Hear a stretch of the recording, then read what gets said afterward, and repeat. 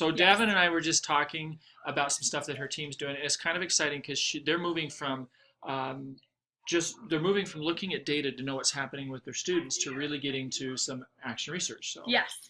So it's exciting. As a team, we have our data that we've collected with our common formative assessments, and we're looking at the data and seeing, well, what do they have in common?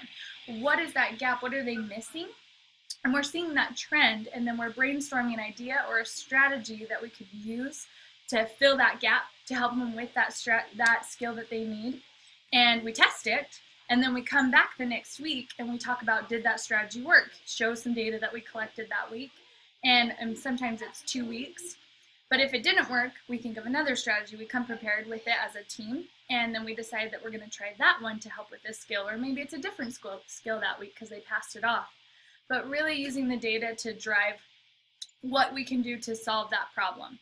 So we're just using different strategies, coming with those ideas and testing them. Are they working? Does it work for that kid? Why or why not? Why was it successful? What did we do? What did she do that I didn't do? Exactly. Yeah. So on our data, you can see that maybe they're missing ending sounds. Yeah. So all of them have that in common. We're seeing that. So we're focusing in on that one skill and what we can do. What's the strategy in our small group and in our whole group that we can apply, and seeing how it works. We test it and we show that they have improved or they haven't improved, why or why not, and then try a different skill the next week. So do the same things, talk about what we did differently, because it could just be the way that we are portraying it and teaching it and not using that same language. Or not practicing it the exact same way, and so making sure that we're really explicit with each other too.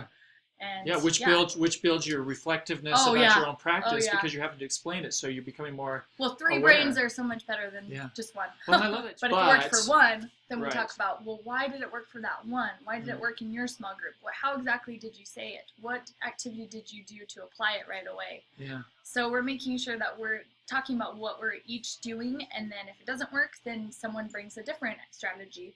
Because we all have different backgrounds that we can bring to the table, and we're talking about how we looked at our data and we saw, well, what was common? What are all of these kids missing? What is that one skill that they all have?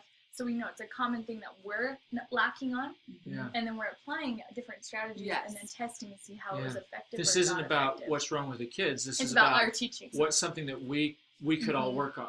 How can we? What can we change? And you're looking at your data to identify that. I just love that. It's not just, hey, I got A this new number. activity that's really cool. I want to try this out. It's what we need at the moment. Yeah. So some of my kiddos don't need the ending sounds anymore. So really, they're just going into more looking at, is it correct when they're reading, not going too fast, those kind of things. But they're getting the ending sounds. They have that ED, which is what we were just barely working on. But then there's some that still are struggling. And so as a team, we have to come back and meet, well, why did these guys progress and why didn't these guys? So we tier 1 whole group, tier 2 our small group. And then if it's still not happening after our different strategies, then we do one-on-one, because maybe they just need one-on-one and they don't need just group. It wasn't enough just to know globally this is a score, No. and so therefore they need intervention. That doesn't You guys even help had- me. I know. No, that doesn't even. A 2. And it wouldn't help the kid either, would it? Right. You guys had to get crystal clear on the success criteria. Look at this. You had to get Awesome. crystal clear on, this is what success looks like. This is the criteria for success. Yeah. So that when you see that, you know they succeeded. But equally important, when the kid sees that, they can recognize that they're succeeding. Yes.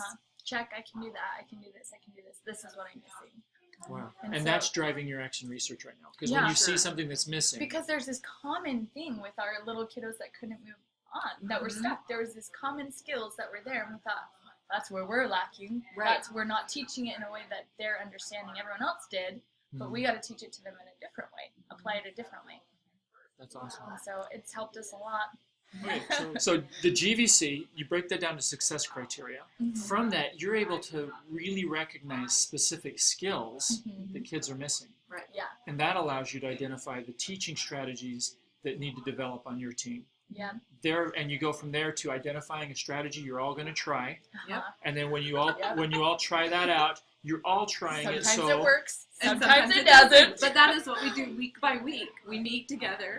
And our PLCs don't feel like they're pointless. I feel like it's really time for growth. We can see, okay, we have work to do. There's always work to do. There's always more skills for each level. So yeah, the L in the PLC Yeah. is as much about your learning as the kids' learning, right. isn't it? Yes, Yes. exactly. We We're all learn learning tons. something from each other and just from our little kiddos. So